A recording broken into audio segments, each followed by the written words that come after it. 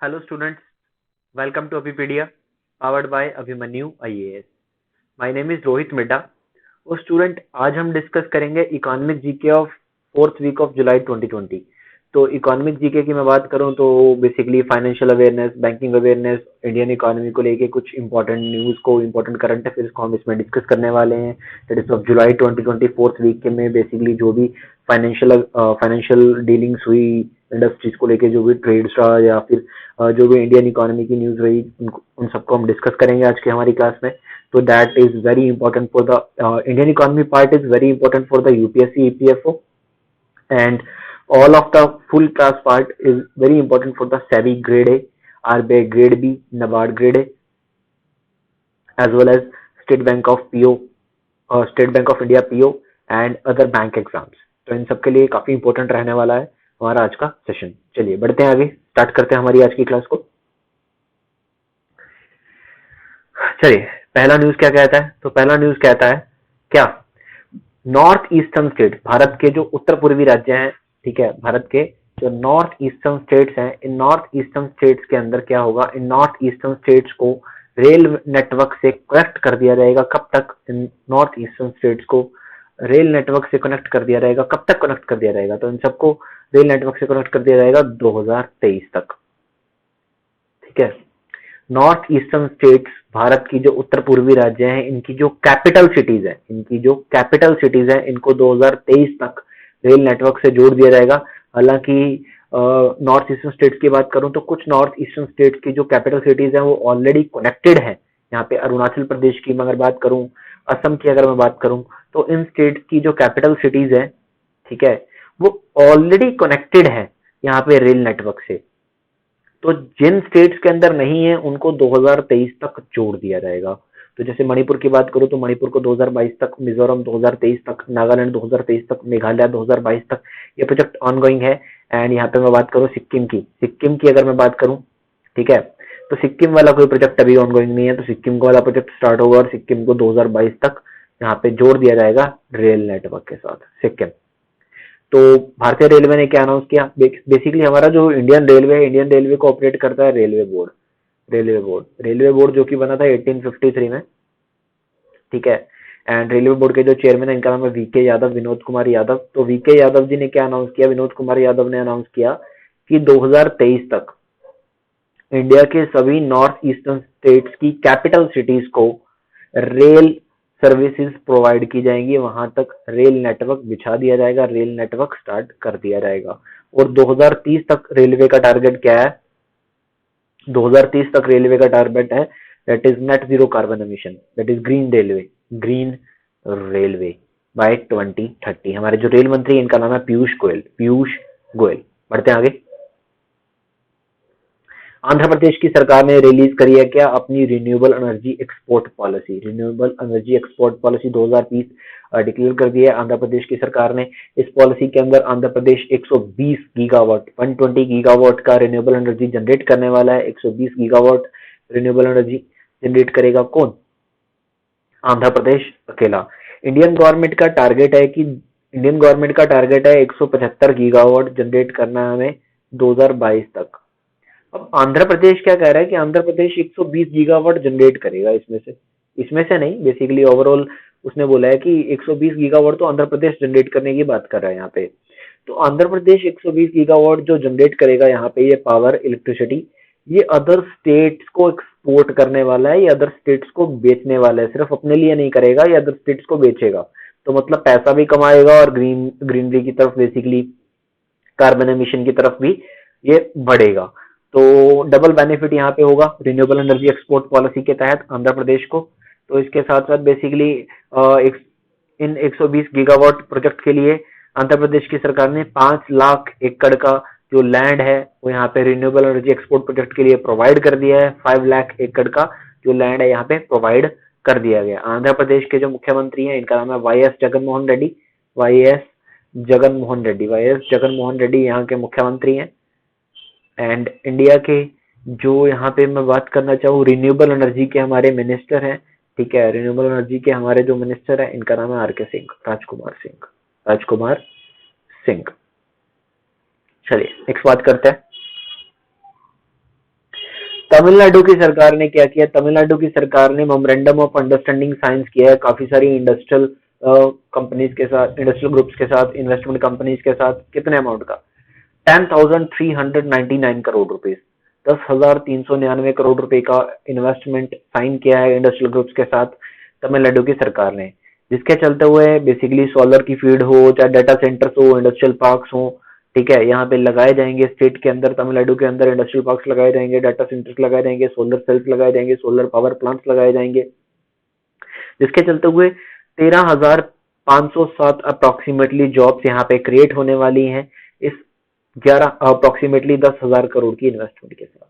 तो तमिलनाडु ने कितने अमाउंट की इन्वेस्टमेंट करी है इंडस्ट्रियल ग्रुप्स के साथ, कितने अमाउंट का बेसिकली यहाँ पे इन्वेस्टमेंट को प्रमोट किया जा रहा है, तो दैट इज, ये अमाउंट आपको पता होना चाहिए, दैट इज वेरी इंपॉर्टेंट। तो पूछा जा सकता है कौन से स्टेट ने करा है या कितना अमाउंट करा है, तो तमिलनाडु। तमिलनाडु के जो मुख्यमंत्री, इनका नाम है एड्डापड्डी पलानीस्वामी, एड्डापड्डी पलानीस्वामी। चलिए नेक्स्ट देखते हैं। The food processing minister, the food processing industries minister of India Harsimrat Kaur Badal, इन्होंने इनोग्रेट किया है Zoram mega food park, Zoram mega food park. ये जोरम मेगा फूड पार्क इन्होंने कहाँ इनोग्रेट किया है? बेसिकली इन्होंने वर्चुअली वीडियो कॉन्फ्रेंस के चलते हुए इसको इनोग्रेट किया, that's why we can call E inaugurates. तो मिजोरम इनोग्रेट किया, जोरम से मिजोरम साफ क्लियर हो जाता है, ठीक है। देखिए मिजोरम स्टेट तो है, मिजोरम के जो मुख्यमंत्री है ना, इनका नाम भी पीयू जोरमथंगा है, पीयू जोरमथंगा। तो जोरम जोरम यहाँ से क्लियर हो जाता है, जोरमथंगा ये सीएम है यहाँ के। तो ये जो मेगा फूड पार्क है, इसका जो बनाने के लिए खर्चा आने वाला है वो आएगा 75 करोड़ रुपीस, 55 एकड़ की लैंड में फैलने वाला है, और 25,000 फार्मर्स को यहाँ पे ये बेनिफिट प्रोवाइड करवाने वाला है। ये mega food park basically food की स्टोरेज को लेके, फूड को आगे फर्दर फूड में जॉब प्रोवाइड करेगा, किस तरह से फूड को प्रोसेस किया जा सकता है, फर्दर फूड अपॉर्चुनिटीज को रेज करेगा, और इससे 5,000 पीपल्स को, बेसिकली मिजोरम के अंदर 5,000 लोगों को एम्प्लॉयमेंट मिलने के चांसेस भी हैं। तो कितना कॉस्ट? 75 करोड़ रुपीस, 55 एकड़ की लैंड पे 25,000 फार्मर्स को बेनिफिट देने वाला है। कहाँ पे? मिजोरम के अंदर, Zoram mega food park Harsimrat Kaur Badal ji ने लॉन्च किया। Next, CBDT, that is central board of direct taxes, central board of direct taxes. ये भारत सरकार की वो बॉडी है जो इंडिया में डायरेक्ट टैक्सेस को रेगुलेट करने के लिए काम करती है, डायरेक्ट टैक्सेस को एग्जीक्यूट करने के लिए काम करती है। डायरेक्ट टैक्सेस का जो भी हमारा डिपार्टमेंट है डायरेक्ट टैक्सेस के लिए काम करता है, सीबीडीटी। सीबीडीटी के हमारे जो चीफ है, इनका नाम है पीसी मोदी, पीसी मोदी, प्रमोद चंद्र मोदी, ये चीफ है सीबीडीटी के। तो हुआ क्या, सीबीडीटी ने क्या किया, सीबीडीटी ने एमओयू साइन किया, मेमोरेंडम ऑफ अंडरस्टैंडिंग साइन किया, एक वर्चुअल एग्रीमेंट को बोलते हैं, किसके साथ? एमएसएमई मिनिस्ट्री के साथ, मिनिस्ट्री ऑफ एमएसएमई के साथ इसने एग्रीमेंट साइन किया है। किस लिए? डाटा शेयरिंग के लिए, डाटा शेयरिंग के लिए। एमएसएमई के हमारे जो मिनिस्टर है, इनका नाम है नितिन गडकरी, नितिन गडकरी, जो कि हमारे रोड ट्रांसपोर्ट एंड हाईवेज के मिनिस्टर भी हैं, नितिन गडकरी जी। तो एमएसएमई के मिनिस्टर भी यही है, नितिन गडकरी के साथ बेसिकली एमएसएमई मिनिस्ट्री के साथ इन्होंने डाटा साइन किया कि जो भी एमएसएमईज है, तो यहाँ पे बेसिकली डायरेक्ट टैक्सेस में एमएसएमईज का क्या लेना देना? कॉर्पोरेट टैक्स, ठीक है, कॉर्पोरेट टैक्स की बात होती है यहाँ पे, इसलिए डाटा शेयर करना बहुत जरूरी है। कॉर्पोरेट टैक्स हुआ या फिर मैट हुआ, minimum voter net tax, and यहाँ पे बात किसकी आती है? यहाँ पे बात इनकम टैक्स की भी आती है। तो इन सारे टैक्स की फर्दर इवेल्युएशन के लिए, ताकि हर कंपनी प्रॉपर टैक्स पे कर पा रही है कि नहीं कर पा रही है, तो एमएसएमई बेसिकली यहाँ पे टैक्स पे कर पा रहे हैं कि नहीं पा रहे हैं, उसके अकॉर्डिंगली सीबीडीटी ने एमएसएमई के साथ एग्रीमेंट साइन किया कि एमएसएमई और सीबीडीटी एक दूसरे के साथ डाटा शेयर करेंगे। इसके अलावा बेसिकली और भी सीबीडीटी ने सेबी के साथ भी एग्रीमेंट साइन किया है, सीबीडीटी ने डाटा शेयरिंग को लेके सेबी के साथ भी एग्रीमेंट किया है, ठीक है। सीबीडीटी ने डाटा शेयरिंग को लेके ही central board of indirect taxes and custom के साथ भी एग्रीमेंट साइन किया है। तो सीबीडीटी बेसिकली डायरेक्ट टैक्सेस काफी सारी ऑर्गेनाइजेशन के साथ यहाँ पे डाटा शेयरिंग को लेके एग्रीमेंट साइन कर चुका है। चलिए नेक्स्ट आगे बात करते हैं।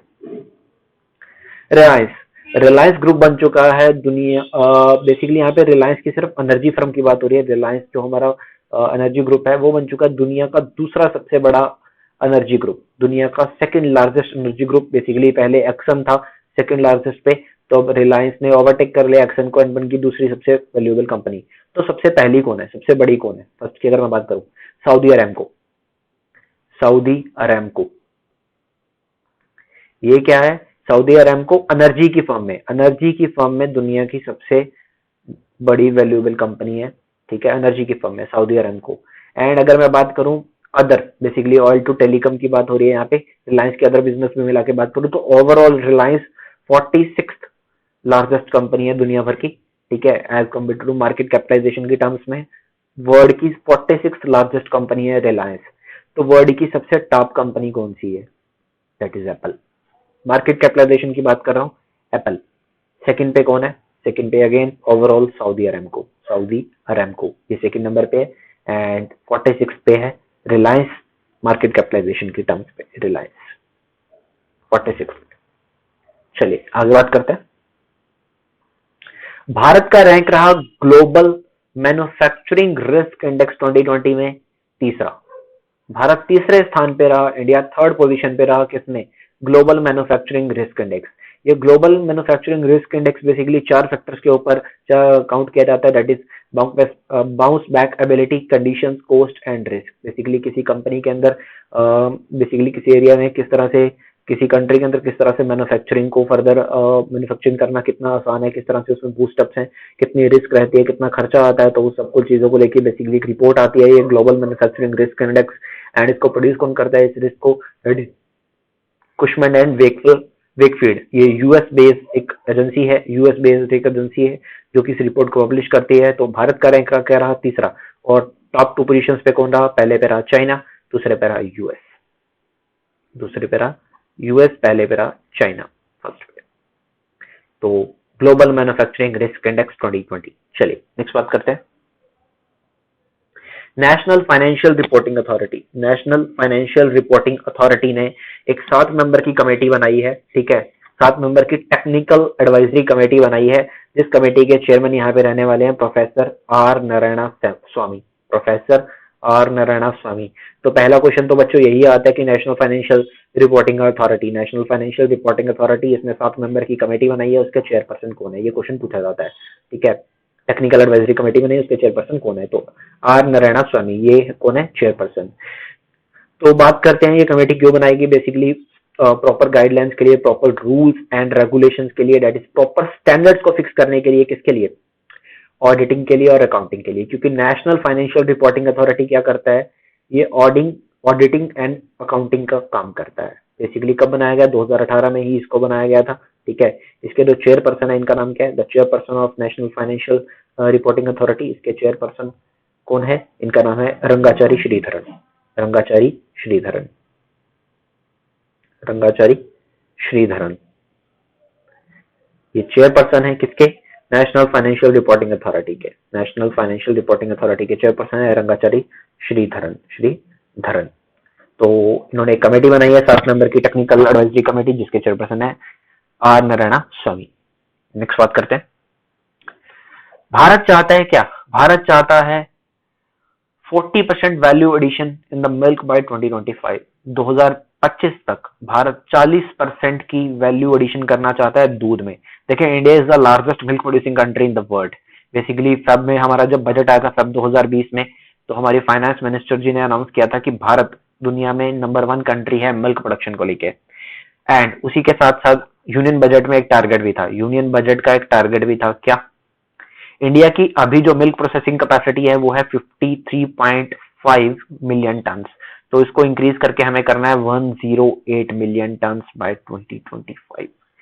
2025 तक वैल्यू एडिशन तो करना है 40%, बट मिल्क में प्रोसेसिंग कैपेसिटी को इंक्रीज करना है कितना? 108 मिलियन टन। कब तक? 2025 तक। ये बजट में टारगेट रखा गया था, तो आपको पता होना चाहिए, बजट के क्वेश्चन एग्जाम में पूछे जाते हैं। तो this news is very important, ये बहुत ही महत्वपूर्ण हो जाता है।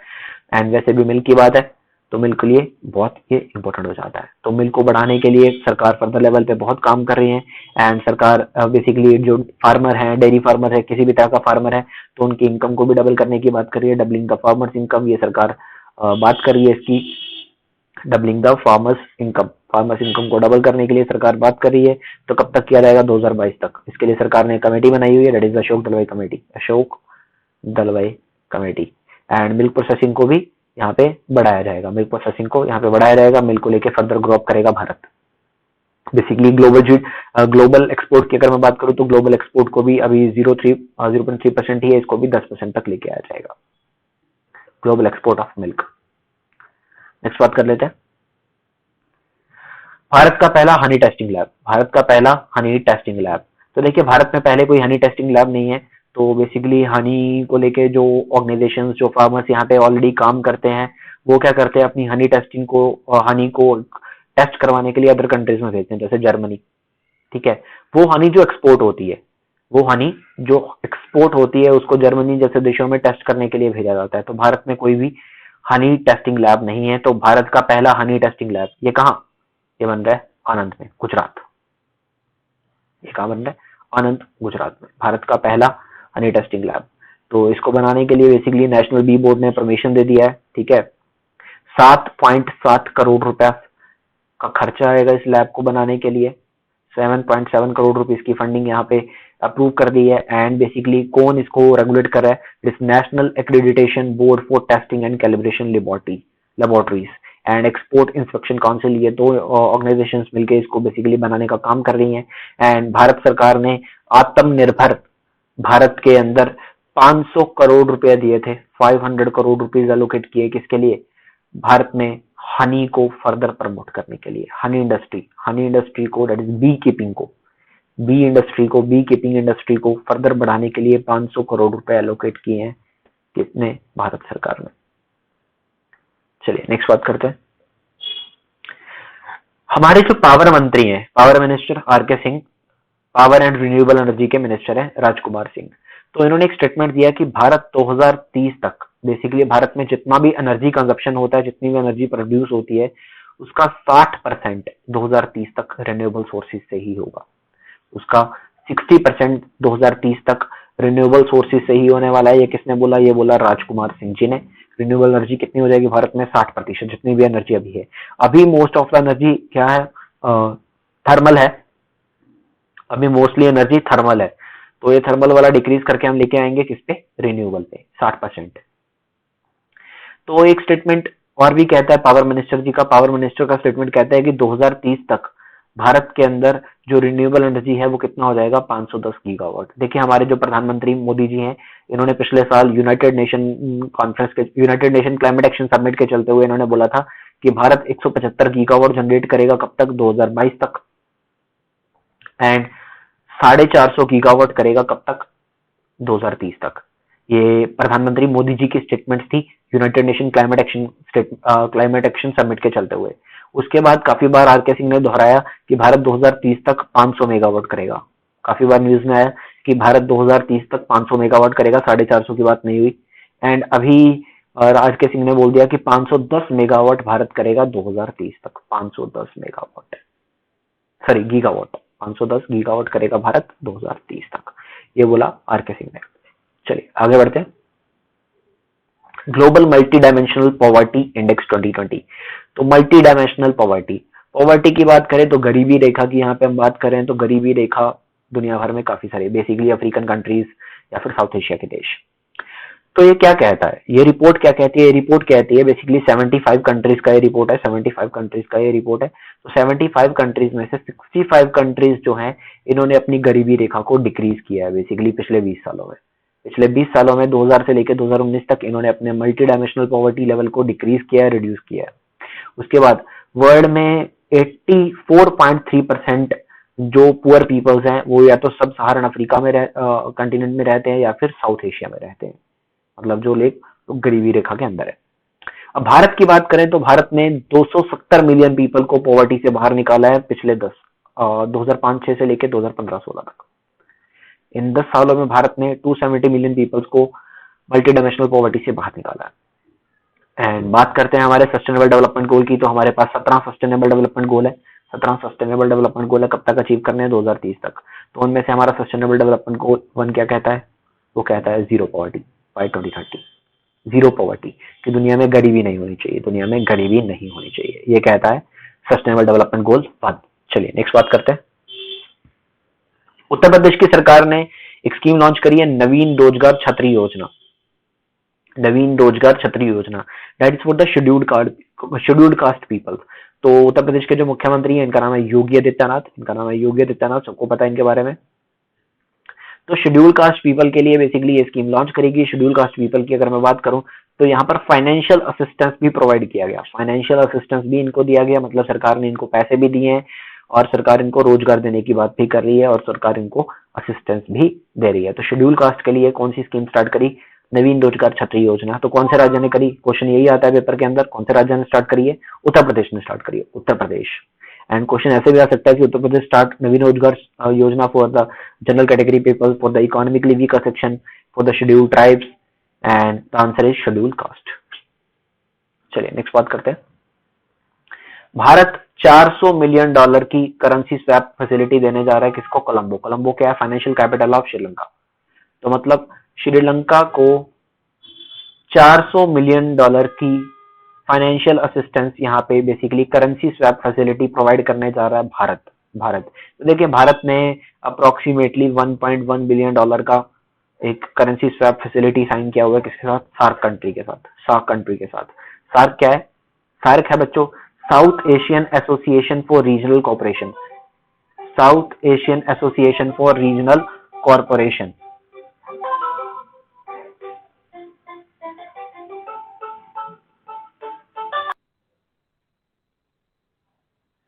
तो यहाँ पे सार्क की अगर मैं बात कर रहा हूँ, south Asian association for regional corporation, south Asian association for regional corporation.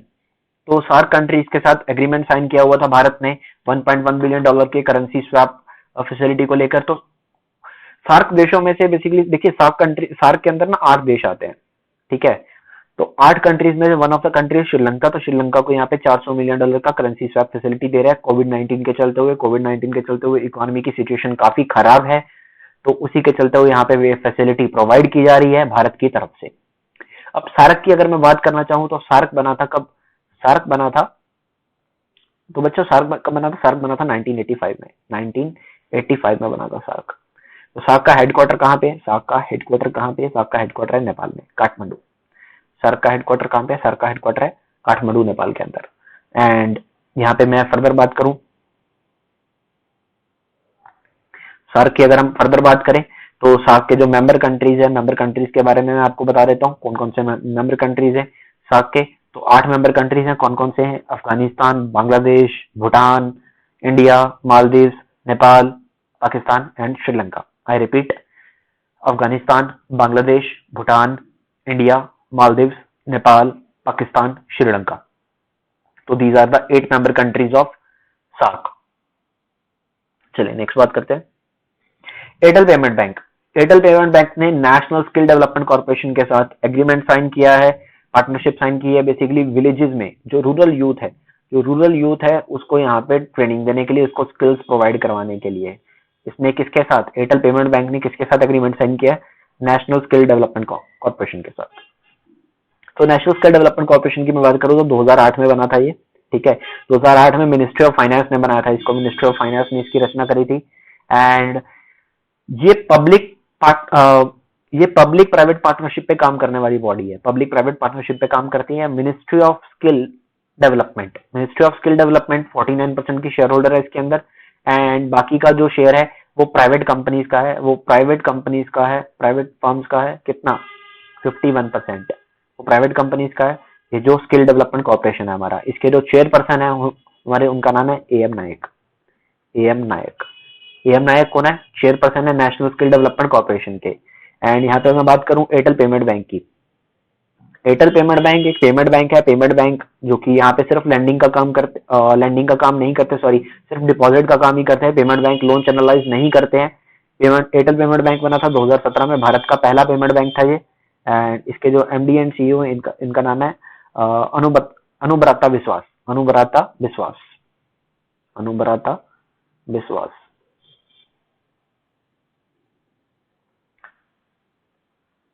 नई दिल्ली में हेडक्वार्टर है इसका। हेडक्वार्टर को लेके एग्जाम में काफी क्वेश्चन आते हैं, नई दिल्ली में हेडक्वार्टर है इसका।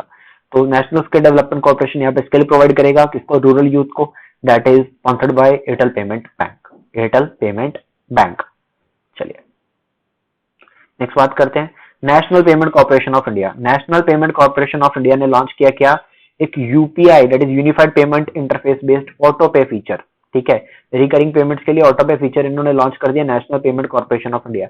देखिए इंडिया में चाहे आप एटीएम से पैसा निकलवाते हैं, चाहे आप कार्ड को ऑनलाइन स्वाइप करते हो, ऑनलाइन शॉपिंग करते हो, कार्ड को कहीं और स्वाइप करते हो, सारा का सारा जो पेमेंट सेटलमेंट है वो एनपीसीआई ही करता है। एनपीसीआई 2008 में बना था, ठीक है। मुंबई में हेडक्वार्टर है इसका, मुंबई में इसका हेडक्वार्टर है।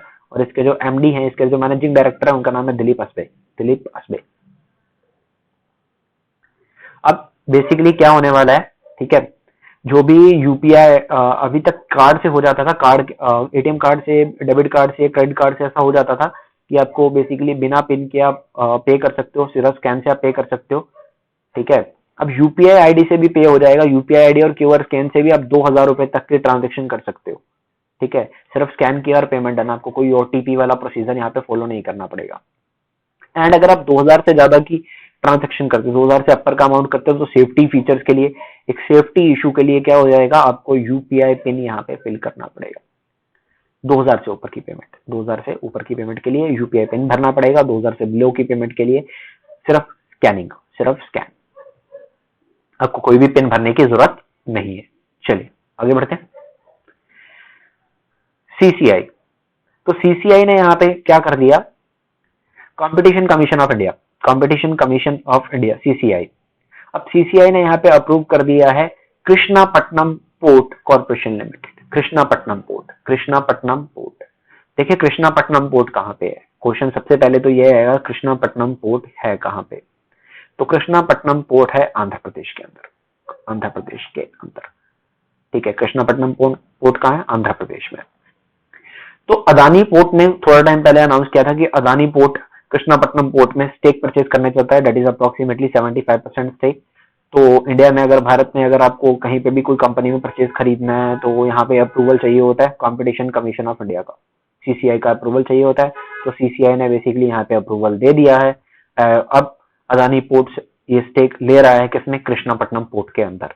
तो क्वेश्चन यहाँ पे दो बन सकते हैं, क्या, कृष्णापट्टनम पोर्ट कहाँ पे है, पहला क्वेश्चन। दूसरा क्वेश्चन, अदानी पोर्ट किस पोर्ट के अंदर, अदानी पोर्ट्स कंपनी जो है ये किस पोर्ट के अंदर यहाँ पे स्टेक परचेज करने जा रही है, that is Krishnapatnam port. Next, reserve bank of India ने जुलाई 2020 का अपना फाइनेंशियल स्टेबिलिटी रिपोर्ट रिलीज कर दिया, that is important for the banking sector exams. तो बैंक, इसके अंदर बेसिकली क्या चीजें बात की गई, तो भारत का जो पहला हाफ था 2019-20 का, दैट इज कोविड-19 के चलते हुए भारत में फेब मार्च से कोविड-19 शुरू हो गया था, तो उसके चलते हुए भारत में इकोनॉमिक सिचुएशन काफी वीक डाउन रही। तो उसी के चलते हुए बेसिकली जो भी स्लो पीरियड रहा, आगे फर्दर किस तरह से ग्रो हो सकता है, तो फाइनेंशियल स्टेबिलिटी रिपोर्ट जुलाई 2020 की रिलीज की है रिजर्व बैंक ऑफ इंडिया ने, ठीक है।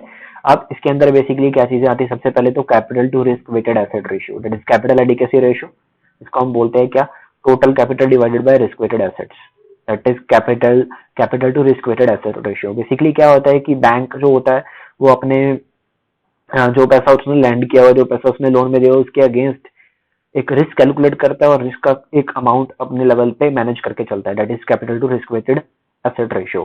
तो भारत का जो इंडियन बैंक्स का जो शेड्यूल कमर्शियल बैंक्स हैं, शेड्यूल कमर्शियल बैंक्स का जो capital to risk asset ratio है, दैट इज वो डिक्रीज हुआ है। पहले सितंबर 2019 में 15% था, अभी डिक्रीज होकर 14.8% हो गया मार्च 2020 में। उसके बाद बात करूं मैं ग्रोस नॉन परफॉर्मिंग एसेट की। देखिए नॉन परफॉर्मिंग एसेट को हम दो पार्ट में डिवाइड करते हैं, that is gross NPA and net NPA. तो ग्रोस एनपीए होता है जिसमें से बेसिकली जो भी हमारा प्रोविजन कवरेज वगैरह है, जो भी पैसा वापस आया है वो माइनस नहीं किया होता, पूरा का पूरा जो अमाउंट होता है वो एनपीए में ही रहता है, ठीक है। तो ये डिक्लाइन हो गया है, ग्रोस एनपीए कितना हो गया है, ये 8.5% हो गया है, पहले ये 9.3% था, ये थोड़ा सा अच्छी बात है, ठीक है। एनपीए का डिक्रीज होना ये कुछ अच्छी बात भी है। ये एनपीए डिक्रीज इसलिए बोला जा रहा है क्योंकि बैंक ज्यादा पैसा लोन पे चैनलाइज भी नहीं कर पाए, लोगों ने लोन नहीं लिया। प्रोविजन कवरेज रेशियो यहाँ पे 65.4% हो गई है 61.6% से, again a good thing. Provision coverage ratio क्या होता है, जब बैंक क्या करता है, बैंक किसी भी लोन को, किसी भी एनपीए को अपने लेवल पे, अपने अदर खर्चे से, अपने अदर प्रॉफिट से मैनेज करने की कोशिश करता है, ठीक है। उसको बोलते हैं provision coverage ratio, provision coverage ratio, ठीक है, उसको बोलते हैं हम प्रोविजन कवरेज रेशियो। नेक्स्ट देखते हैं इसी को। अब माइक्रो स्ट्रेस टेस्ट की अगर मैं बात करूं तो क्रेडिट रिस्क इंडिकेट्स जो ग्रोस नॉन परफॉर्मिंग एसेट है, ठीक है, शेड्यूल कमर्शियल बैंक का, तो ये मार्च 2020 से लेके मार्च 2021 तक बढ़ सकता है। ये एक एक्सपेक्टेशन है कि मार्च 2020 से लेके मार्च 2021 तक भारत का, अभी जैसे हमने पढ़ा कि अभी 8.5% है, ठीक है जी। Gross net non performing asset, gross non performing asset, देखिए नॉन परफॉर्मिंग एसेट क्या होते हैं? Bad loans of the bank. जो बैंक, वो पैसा बैंक का जो वापस नहीं आता, बैंक ने पैसा लोन में दिया और वो पैसा वापस नहीं आता, उसको बोलते हैं नॉन परफॉर्मिंग एसेट, ठीक है। तो एनपीए अभी 8.5% है शेड्यूल कमर्शियल बैंक्स का। ये मार्च 2021 तक 12.5% हो जाएगा, बढ़ जाएगा, क्योंकि अभी क्या हुआ है कि फेब 2020 में भारत सरकार ने अनाउंस किया था कि ये इंडिया को $5 ट्रिलियन इकोनॉमी बनाने के लिए जो बेसिकली जो लैंडिंग है, लैंडिंग में अगर कोई पैसा वापस नहीं कर पाता है तो उसको डीक्रिमिनलाइज भी करने वाले हैं।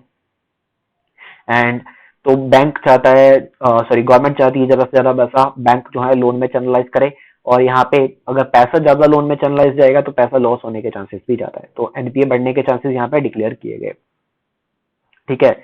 और अगर यहाँ पे सिनेरियो और ज्यादा बिगड़ा तो ये 14.7% भी जा सकता है। अगर ज्यादा पैसा लैंड में हुआ और सिचुएशन को ना संभाला गया तो एनपीए इतना भी हो सकता है। तो पब्लिक सेक्टर बैंक की हालात बहुत ज्यादा खराब हो सकते हैं। आने वाले टाइम में पब्लिक सेक्टर बैंक्स का और मर्ज भी किया जा सकता है, ठीक है। बैंकिंग सेक्टर में जो लॉसेज है वो बढ़ सकते हैं, एनपीए बहुत ज्यादा बढ़ सकता है अगर ये कोविड की सिचुएशन ऑनगोइंग रही और बैंक ऐसे ही अगर अपने पैसे को ज्यादा से ज्यादा चैनलाइज करते रहे कम रेट ऑफ इंटरेस्ट में, and without the proper securitisation, proper assets. तो इट्स ऑल फॉर टुडे। ये था हमारा आज का इकोनॉमिक जीके का class, that is 4th week of July 2020। अगर आपको क्लास में कोई भी डाउट है, you can write in the comment section. So it's all for today. Thank you so much. Have a nice day.